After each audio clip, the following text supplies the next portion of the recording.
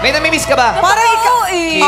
May pamilya ka din sa Canada, di ba? May si John Paul, yung kuya ko, yung...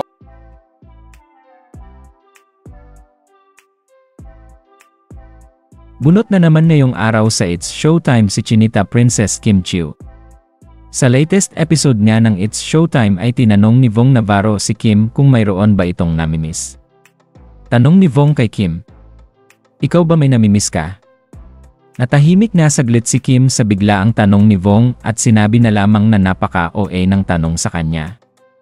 Tila sinalo naman ni Darren Espanto ang kanyang bestie at ipinaalala kay Kim na mayroon nga itong kapatid sa ibang bansa na namimiss na nito.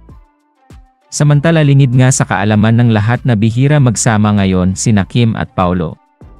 Hindi nga gaya dati na araw-araw silang magkasama dahil sa kanilang ginagawang serye. Ngunit kapag may time naman ang dalawa, ay agad silang nagbabanding. Sa katunayan ay nagja-jogging ang dalawa tuwing umaga. Namimiss ka ba? Pamilya ka din sa Canada, di ba? May si John Paul, yung kuya ko, yung mga... Siyempre yung piloto. Pilos, mga kapatid ko. Ang meaning natin, parang alam mo yung sagot doon sa tanong kay Darren. Alam mo ba? Good morning. So, raraning na po kami.